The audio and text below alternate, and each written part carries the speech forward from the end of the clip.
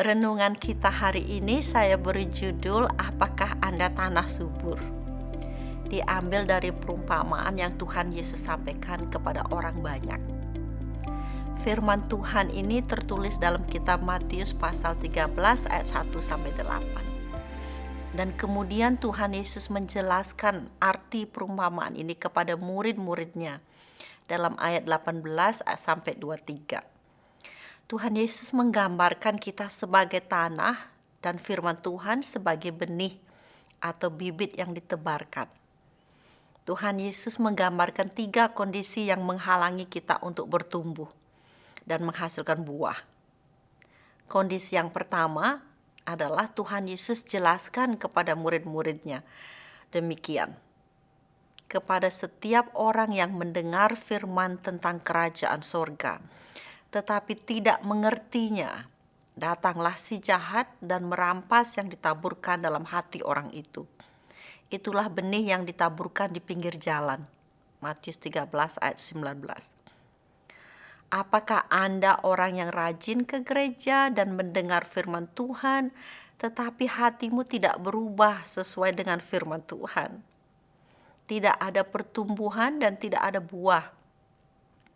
Rugi jadinya ke gereja karena tidak mendapatkan kesegaran, penghiburan, teguran, atau peneguhan dari firman Tuhan. Dengan kata lain, tidak ada hasil.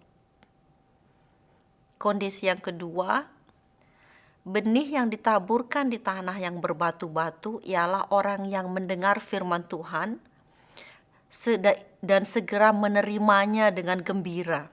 Tetapi ia tidak berakar dan tahan sebentar saja. Apabila datang penindasan atau penganiayaan karena firman itu, orang itu pun segera murtad.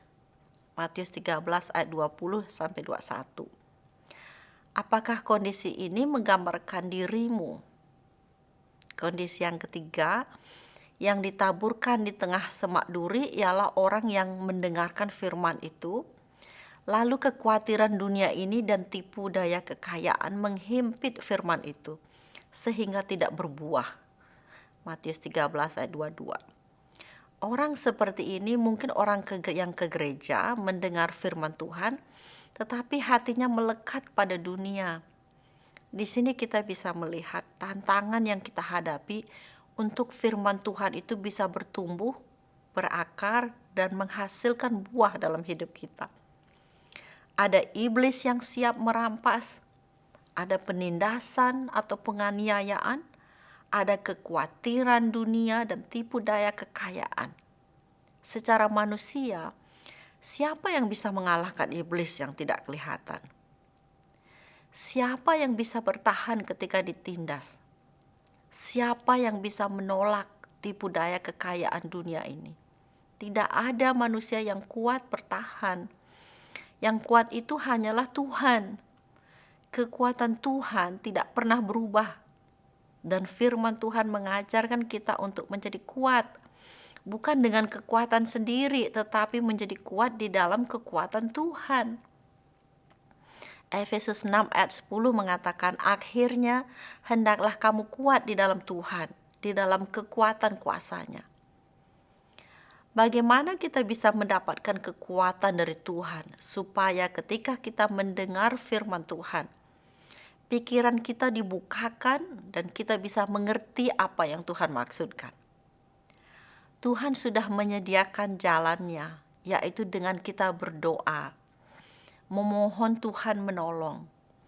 Mari membangun kebiasaan berdoa dan meminta Tuhan menolong saat itu juga ketika firman Tuhan diberitakan, supaya Anda bisa mengerti dan kemudian melakukan. Karena hanya ada satu cara untuk menjadi tanah yang subur. Tuhan Yesus menjelaskan. Yang ditaburkan di tanah yang baik ialah orang yang mendengar firman itu dan mengerti, dan karena itu ia berbuah.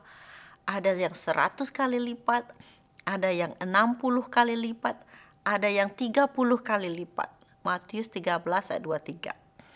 Kunci untuk kita bisa berbuah lebat adalah mendengar Dan mengerti, orang yang mengerti pasti melakukan atau mentaati firman Tuhan. Biasanya kalau seorang anak sudah diajar untuk sikat gigi, supaya giginya tidak rusak, kemudian anak itu tidak melakukannya, biasanya orang tua bilang si anak tidak mengerti. Berdoa ketika kita mendengar firman Tuhan. Berdoa ketika kita mentaati firman Tuhan. Berdoa berarti melibatkan Tuhan dengan kuasanya untuk menolong kita. Dengan berdoa kita mengandalkan kekuatan Tuhan. Kiranya Roh Kudus menolong kita. Amin.